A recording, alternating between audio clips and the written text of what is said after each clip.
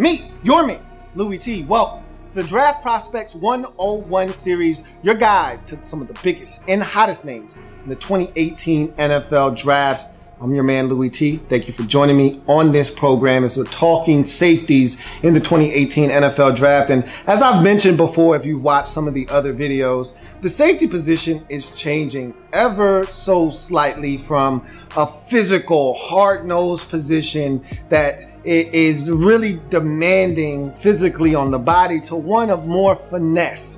And as the game is evolving with them trying to take the helmet out of the game, and we're seeing teams have more receivers on the field, and so you're going from more of away from a base personnel to more of a nickel dime package personnel on a consistent basis. A lot of 3 and 4 receiver sets, and so you're going away from a lot of the physical hit you in the mouth safeties to, hey, you got to be able to rock and roll now. You got to be able to play strong and free and be interchangeable.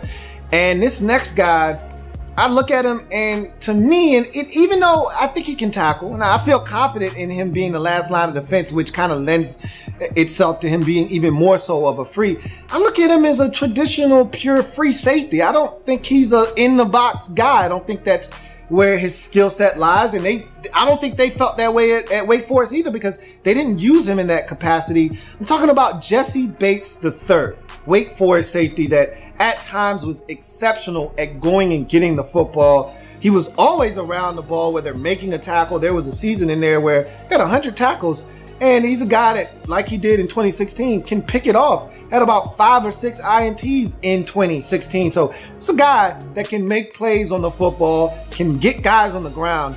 But to me, he is a pure free safety in every sense of the word. Let's talk about Jessie Bates III and what he brings to the table. And we'll start with his pros.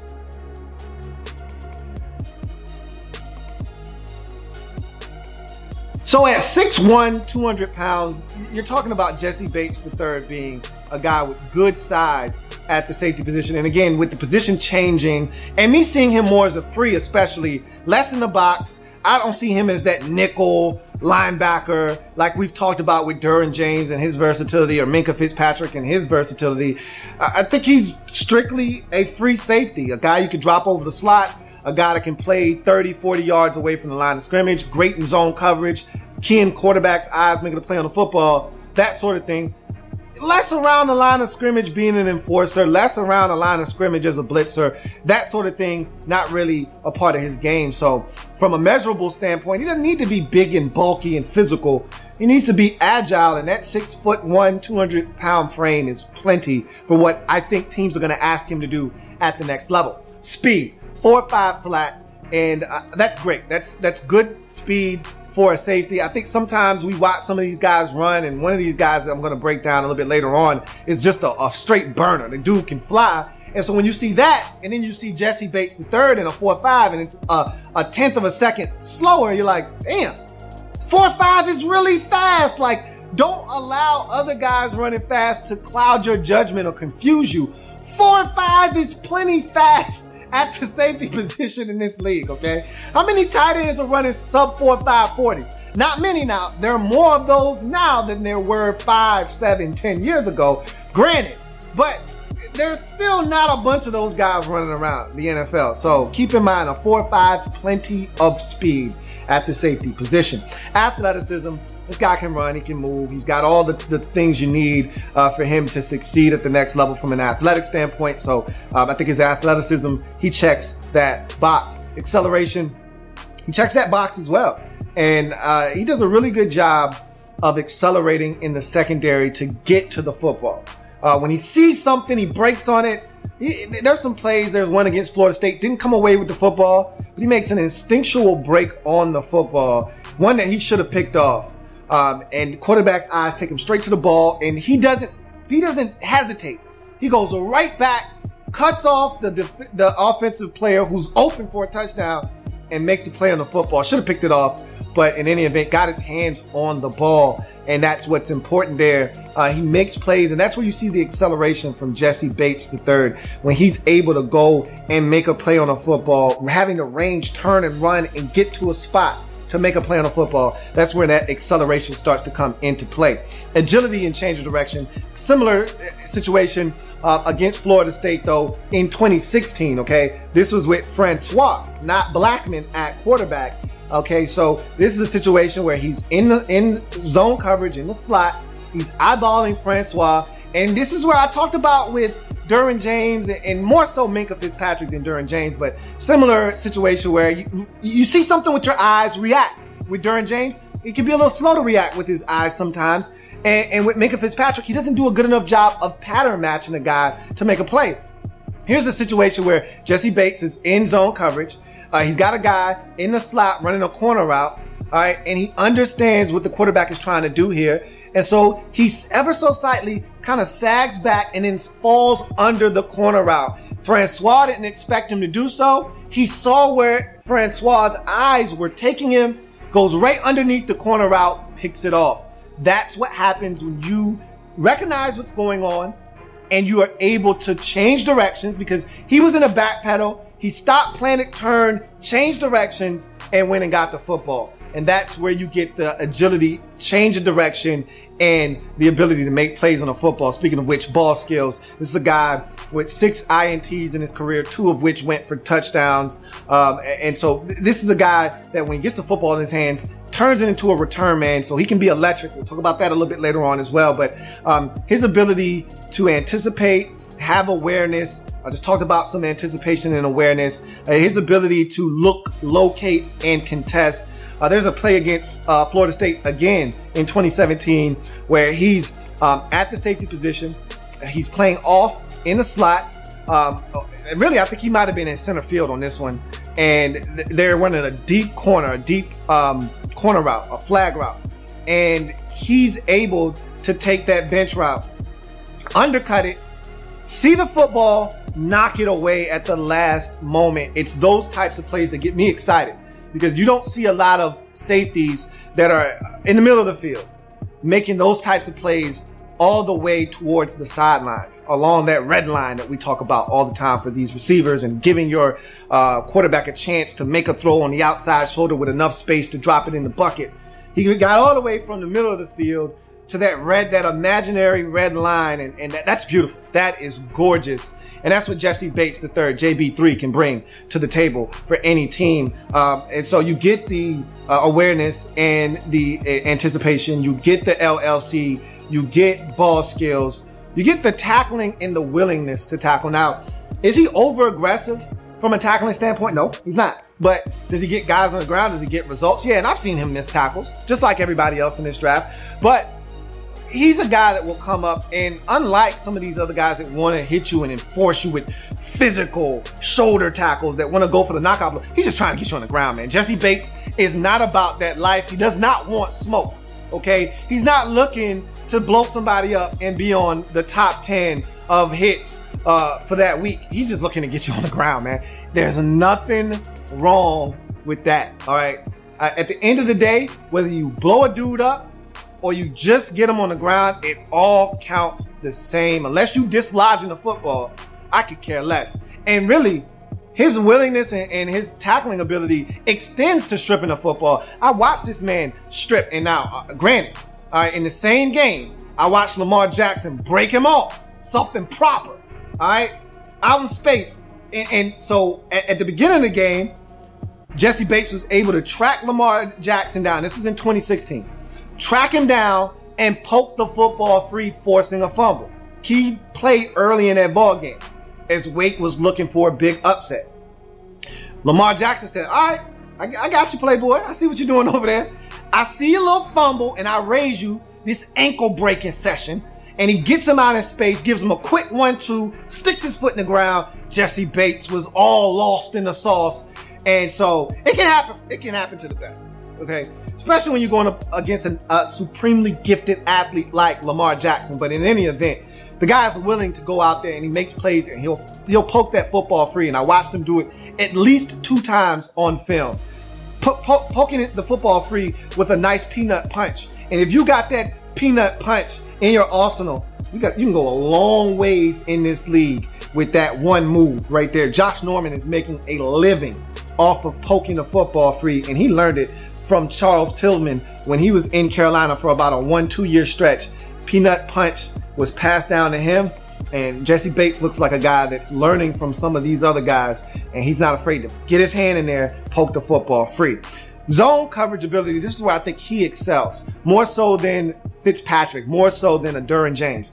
He's great in zone coverage because he reads the quarterback's eyes, and he doesn't waste time, he doesn't waste motion, steps, none of that. He sees what the quarterback is trying to get to, and he immediately reacts, takes him to the football, and he is then able to make plays on the football. And he's got some impressive picks because of it. And so I think his ability to read the quarterback's eyes and allow that to take him where the football is going to go allows him to excel. I think he does some of his best work when he's able to see the quarterback and have eyes on quarterback and make plays in zone coverage that way. Field coverage and range, as a single high safety, I think he does some really exceptional things. Is he as dynamic and explosive as some of the other guys in this draft? No. But does he have enough speed and anticipation? I think that's what drives him, what carries him. No, he's not running a sub 4.5 like a Fitzpatrick, like a Justin Reed, or like a Derwin James. No, he's not running a sub 4.5. But what he is doing is he's anticipating better than those guys, which allows him to make up the difference between that 4.5 and that 4.47 that James is running and that 4.46 that Minkah Fitzpatrick is running. He can make up the difference by just anticipating and getting there. And so I think that is more than enough when you're talking range, field coverage. You don't end up with 100 tackles by accident. This guy can get to where he needs to on the football field and get guys on the ground. Versatility. No, he's not going to be anyone's nickel or dime linebacker like a Minkah Fitzpatrick or Derwin James, okay? But what he can do is he can give you some value in the special teams game as a return man. What he can do is drop over the slot and give you some man-to-man coverage. What he can do is some of the other things that some of these other safeties cannot provide you. And again, in this day and age where special teams can make or break a game, you want a guy like Jessie Bates on your football team. A guy that can take a pick and turn it into a punt return and get you 6. Or a guy that in a pinch, you need a big play like he did in the bowl game, all right, in 2017, coming back in a shootout, all right, and come back and get you a big punt return for a touchdown against Texas A&M. All right, that's what he brings to the table. You know, one touch and he's in the end zone. So he's not going to give you the same versatility as a Minkah Fitzpatrick or Derwin James, even though James does have kickoff return experience, but he does bring some other added value to the table. So there is some more versatility there for JB3. And toughness, he played in 24 of 26 games. So this is a guy that is generally on the field, giving you everything he's got. And so I can respect that as well. So we go from his pros to some of the cons that I think JB3 needs to work on to enhance his draft stock at the next level.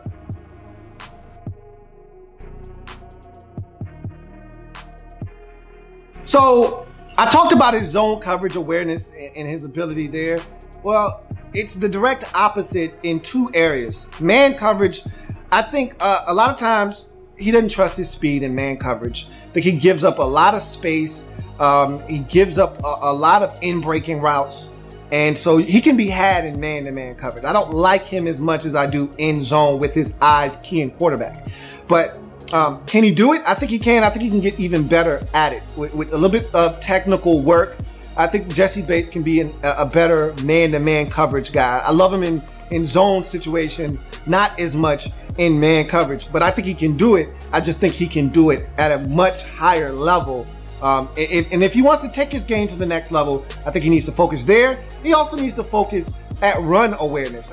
This is a guy that, if you're going to be playing, 20, 25 yards off the ball pre-snap as a single high free safety, as he did much of the time at Wake Forest, then I can't afford you to be taking false steps, to be making improper reads. I'll give you an example. In that same game against Louisville in 2016, I told you that he got broken off, but also forced a fumble on Lamar Jackson. There's a play where Lamar Jackson fakes the handoff. And again, I know it's Lamar Jackson. You see him fake a handoff. and you're thinking he's running the football, but it's not a fake. He actually gave the football. Yeah, it's read option. Okay, you've seen them run it 18 times in this game, and Lamar's kept it 7 times already. So I get the anticipation of wanting to jump to the outside, but again, you're 25 yards off the ball. What exactly are you going to do 25 yards away from the football in attacking Lamar Jackson as he's coming away from that read option fake and carrying out his fake, not having a football, in which Jessie Bates III takes 3-4 full steps to the outside, reacting to Lamar Jackson's fake, allowing a gaping hole in the secondary. Now, it started at the line of scrimmage with a gaping hole for the running back at the line of scrimmage, but he gets through that first wave of defenders, and there's supposed to be JB3 there waiting on him.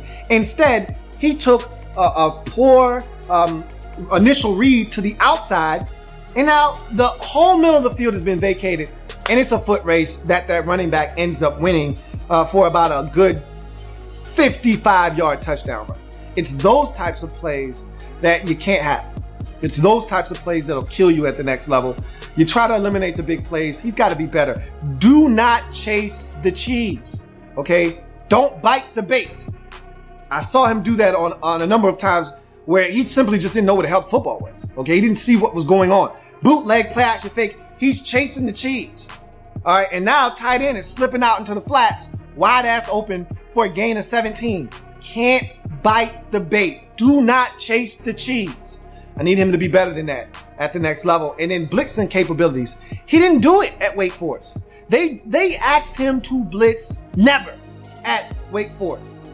No career sacks for Jessie Bates. So, and I don't recall seeing him blitz at all on tape, which, look, he may not be a guy that you want blitzing. Again, I told you he's not a physical guy, but every now and again, just to give the offense, something to think about, why not send this guy on a blitz? Bring him up to the line of scrimmage, maybe have him come over the slot, be aggressive, and then come off the slot and blitz. I don't know, just a thought. But in any event, that's not something he brings to the table. He didn't bring blitzing capabilities to the table. So maybe that's not something that's in his arsenal, and that won't be something that he'll be asked to do at the next level. But just thought it's something that I saw, and that I saw other guys doing with frequency, and then nothing with JB3. So in any event, that's Jessie Bates III and his Draft Prospects 101 breakdown. Go to the site LouieTNetwork.net if you want to see his score and all the other safeties and all the other players for that matter that I've had a chance to break down here on this process as we continue to get through these safeties. I think this guy's got some real good talent, but to me, he's a free safety and a free safety alone. And there's nothing wrong with that. It just needs to be used properly. But that's going to do it for me. And I've got plenty more of these to come. So don't you go anywhere. Like the video, share it. Make sure you subscribe to the channel, Louie T Network, and check out the site. Like the site, share the site, be one with the site. Embrace the site and the podcast, Louie T Network podcast. So, in any event, we're changing the game over here, period. And I've got more of these, so won't you come back and join me? But until then, I'm your man Louie T. See you next time.